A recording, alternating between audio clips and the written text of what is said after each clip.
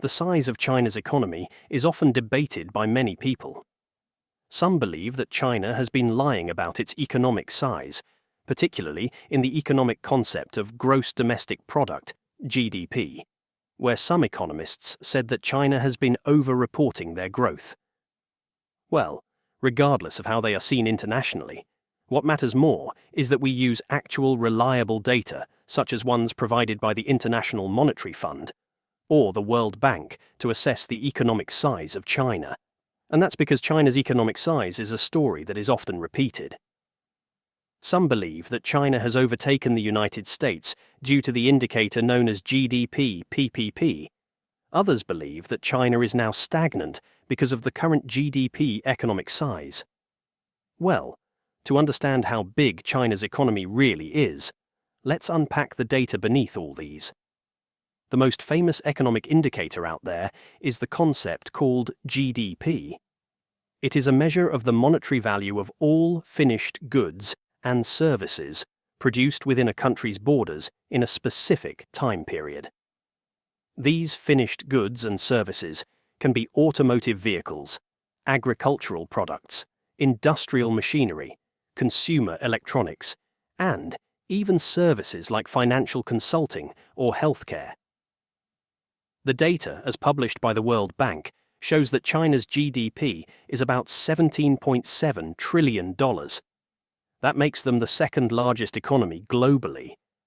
But as you can see, China's GDP hasn't really grown according to this data since 2021. This is what makes the GDP debate so interesting. While China's GDP growth has visibly slowed in nominal terms, it has actually grown in terms of its national currency. Here's a graph with data published by the National Bureau of Statistics of China, which shows that China's GDP, when using their national currency, has grown every single year. So, why is the World Bank's current GDP data showing that China's GDP hasn't grown at all?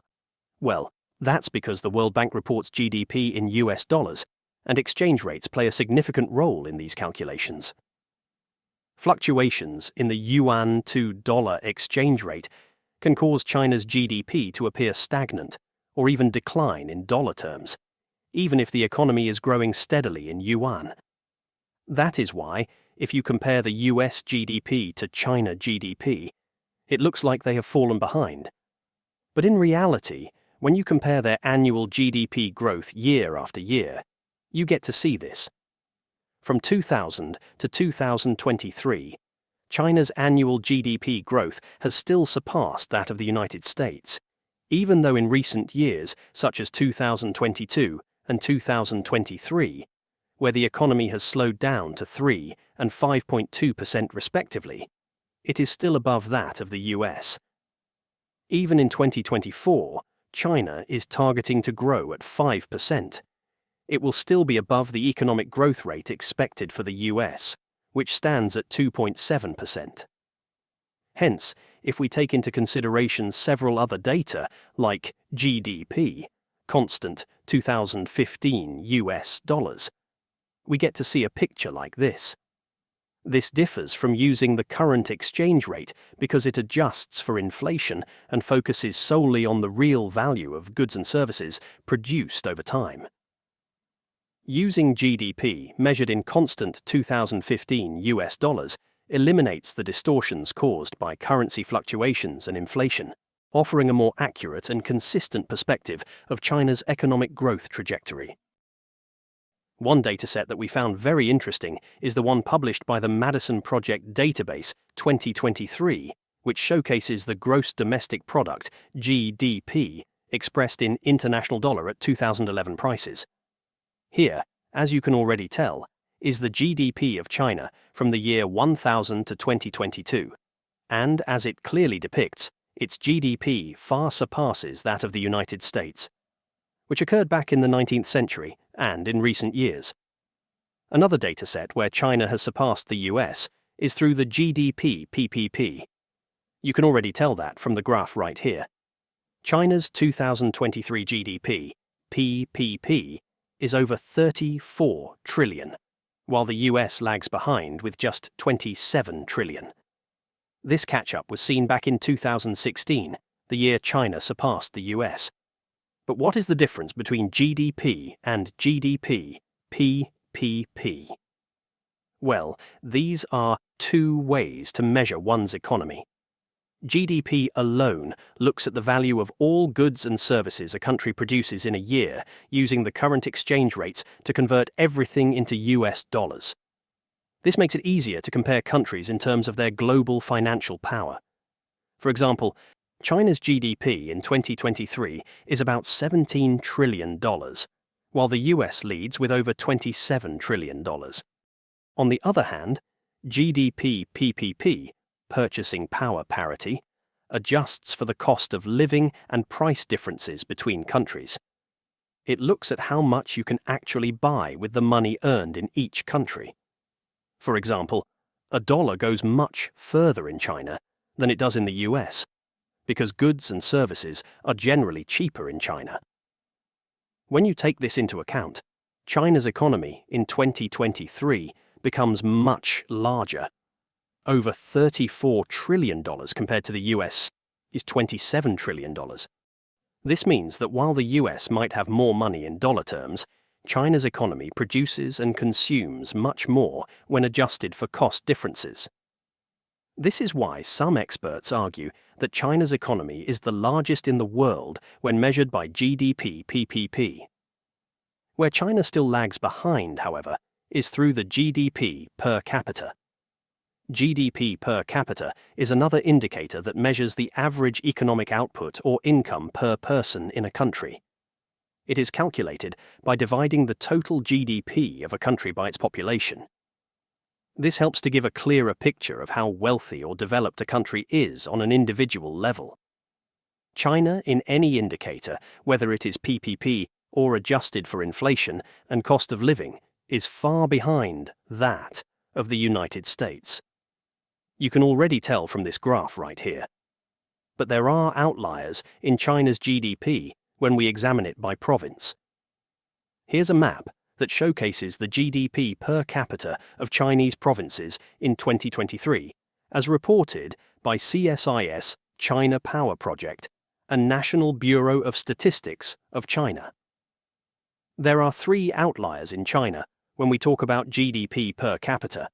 The first is Shanghai, which has a GDP per capita of over $26,835. The second is Beijing, with over $28,294. Then thirdly, Jiangsu, with $21,256. Each of these provinces, while still below that of the United States, may depict that there are certain places in the country that are indeed rich and prosperous. But it may also show the inequality that the country faces. After all, Guangxi, which only has a per capita of $7,648, which is much, much lower than that of Beijing. Now, even though China's economy is much larger than that of the United States in certain criterias, it is a must to understand that GDP is not everything. It is a mere calculation of all the goods and services produced. It does not really tell us about the quality of life, wealth distribution, or overall well-being of a country's citizens. One of the interesting ways to understand how big one's economy is beyond the GDP is their energy consumption. Why this indicator is so important is because energy consumption reflects the scale and intensity of economic activities in a country. Energy powers industries, transportation, homes, and technological advancements, making it a critical factor in understanding the size and structure of an economy. Here's a graph with data that we collected from the US Energy Information Administration, which already depicts how China's primary energy consumption, measured in terawatt-hours, surpasses that of the United States. As a matter of fact, you can also see how the US energy consumption hasn't really grown a lot since 1965, the year where data became available. But one of the reasons why China's energy consumption is so big is also because of its stance as the global manufacturing hub. The amount of goods that they export globally has driven this rise. Exports of goods and services can also be a good indicator to show how big an economy is, as it shows how interconnected a country is with the global economy and how much it contributes to international trade. In the case of China, its role as the world's largest exporter highlights the sheer scale of its manufacturing output and its importance in global supply chains. Here's a graph with World Bank data that showcases how China surpasses the United States. In 2023, China exported over $3.51 trillion, whereas the US with $3 trillion. This amount then brings a huge sum of money to China, which is often reflected in their foreign reserves. This is why China is the world's largest holder of foreign reserves, as they export so much goods and services all across the world. And the import is not that necessary due to the fact that all the goods that are used globally are now inside China's borders. Here's a table that showcases just how much total reserves, including gold, China has, which is clearly shown as over $3.4 trillion, much more than any other country out there. So, just how big is China's economy? Well, it is indeed massive and significant, enough to say that it holds significant sway in the entire world. But anyway, do let us know what you think. Thanks for watching.